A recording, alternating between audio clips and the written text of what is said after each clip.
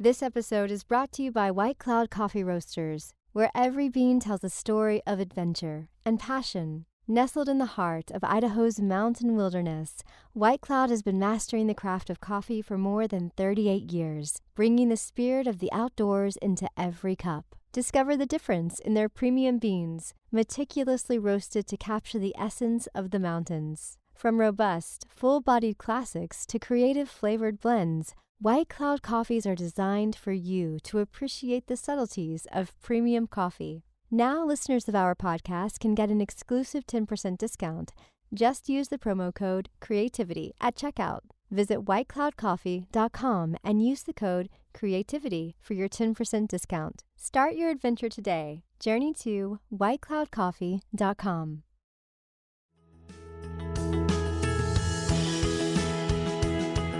Tap into your most original thinking. Organize your ideas and create the opportunities to launch your creative work.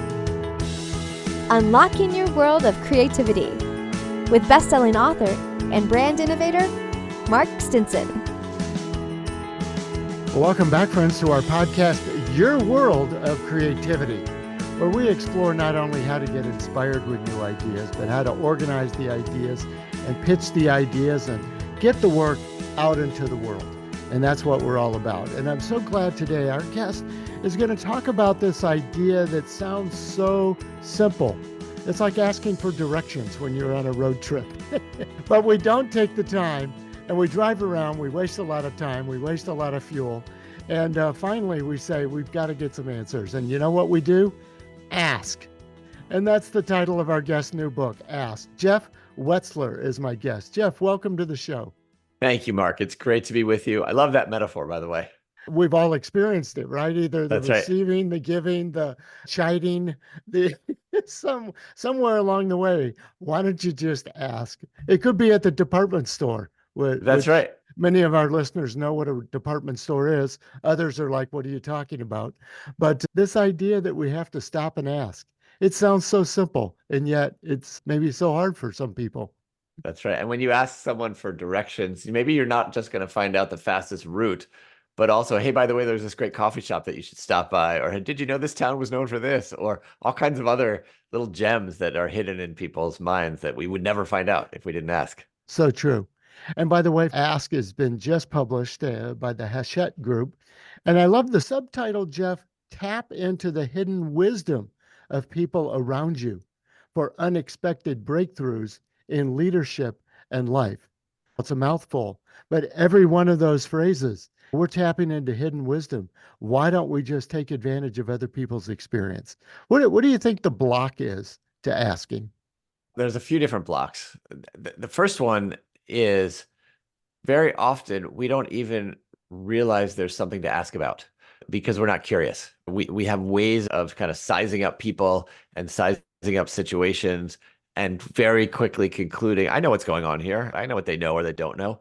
And we feel certain. And when we feel certain, that's one of the fastest things that shuts down our curiosity. And so we just walk through the world, not even realizing, hey, I could ask for directions. I could ask for help. I could ask for this person what they know because I'm in my bubble of knowing what I know and being certain about that. So there is that. Sometimes we don't ask because we think that it's going to feel too sensitive to the other person for us to ask them that question. If we ask them, how come they did this, or how did they get to this place, or that we think that they're going to be burdened or offended by being asked. And there's really a lot of interesting research that shows it turns out people actually appreciate being asked by and large. And so we often over-attribute sensitivity when in fact people are dying to be asked a question.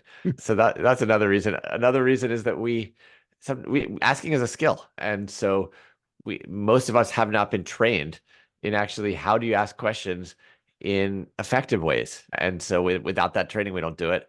And then, of course, I think that the driving directions is a perfect metaphor for sometimes we don't ask because it's too prideful. We think it would expose my own ignorance, and somehow exposing my ignorance is a bad thing.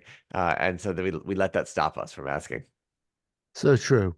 In fact, as I was reading this model, making asking safe, Yes. I think about that pride part.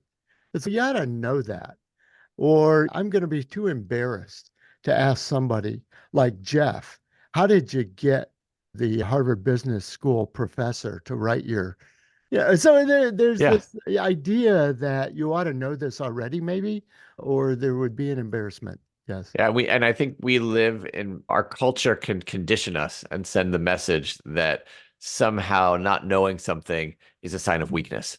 When I actually think not knowing something is a sign of being a learner and being willing to say that out loud. And there's most of us don't know most things. And so if we could just own that, how much better could we learn from one another? And I think about, we've been talking about these everyday analogies, and they're good to frame it.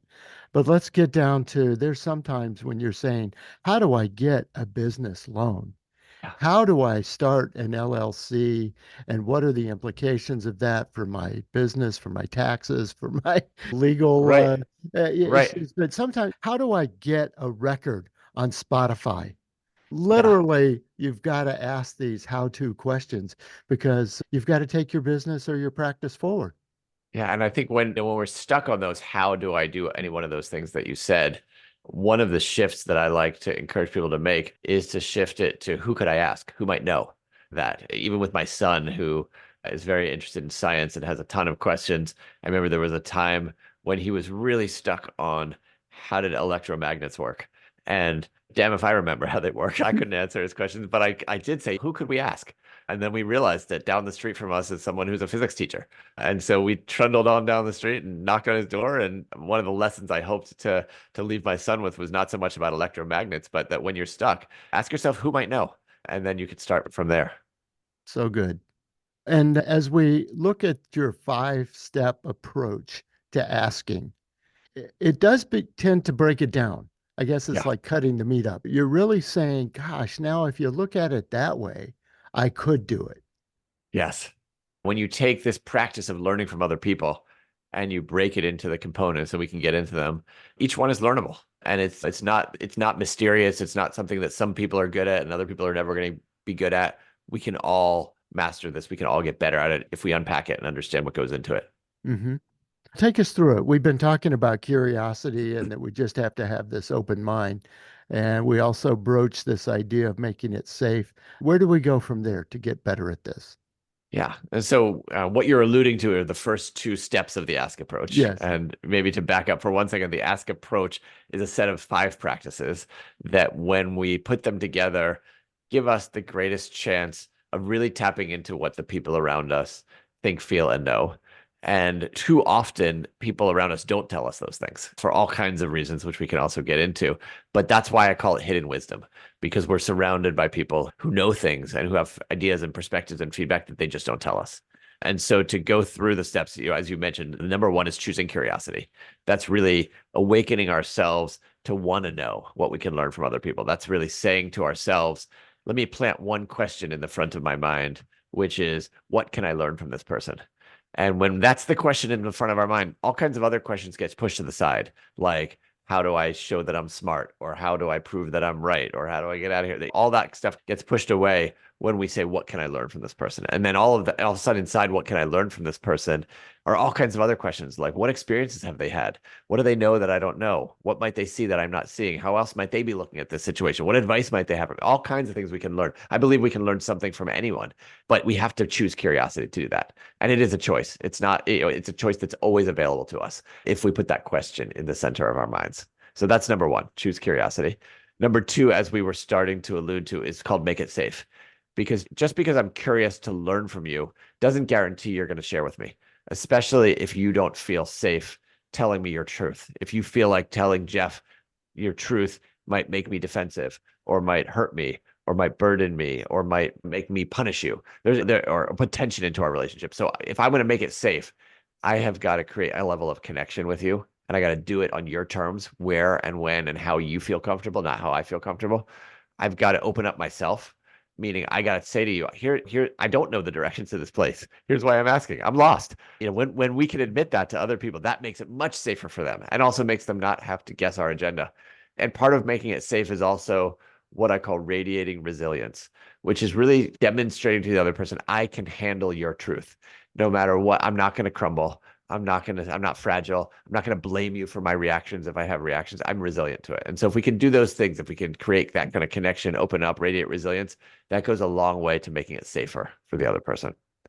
Then now that it's safe, we can now then get into the questions. And so number 3 is what I call pose quality questions. And I define a quality question simply as a question that helps us learn something important from someone else. And that's different than most of the questions that we ask, even though they have question marks at the end. So many of the questions we ask are what I call crummy questions. Maybe they are questions like, hey, this is what I think. Isn't that right? And when you say, isn't that right? What's the other person supposed to do? Say, no, you're an idiot, or no, that's a crummy question. Or another crummy question is, don't you think it would be better if we went to this? Or have you ever considered seeing a therapist? Or all those kinds of questions are questions that are trying to maneuver somebody to an answer. Those are not quality questions. And by the way, people feel manipulated. They can tell when you're doing that. Quality questions are questions that really allow the full honesty of a response from someone. And so in this part of the book, I give a whole taxonomy of different strategies of quality questions. I think of them the same way that I think a surgeon might think of their scalpel and all the other tools. Depending on what you're trying to do, we've got a different tool or different question strategy. One example of a commonly overlooked quality question strategy is what I call requesting reactions. Because so often we will say what we think, and we assume if the other person has a reaction, especially if they disagree, they're going to tell me.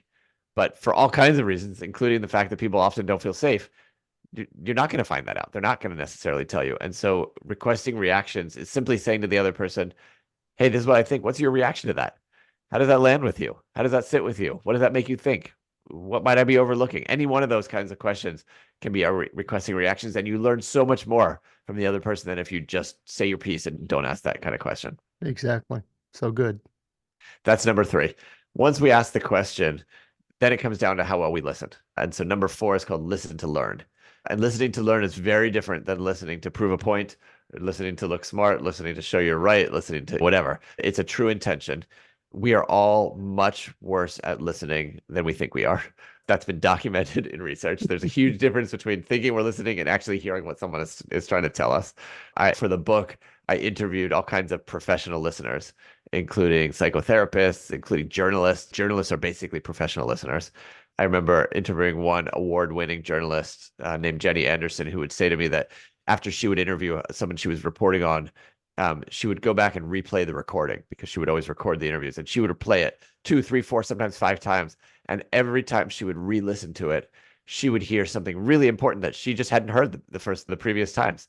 And I thought to myself, if she is a professional listener and is missing so much, imagine the rest of us, mere mortals who are not professional listeners, who don't record our conversations, how much just goes right by us that we don't hear. And so listening to learn is really is listening to pick up on all that's essential. And I talk about we can triple the amount of information that we listen for if we listen through multiple channels. One channel is what's the content of what's someone saying. That's the information, the facts, the claims, the arguments, all that. But we can also listen for the emotion. Are they feeling frustrated? Are they feeling demoralized? Are they feeling exasperated? People express emotion, display emotion. Sometimes that's the most important channel to listen through. And then the third channel is the actions that someone's taking.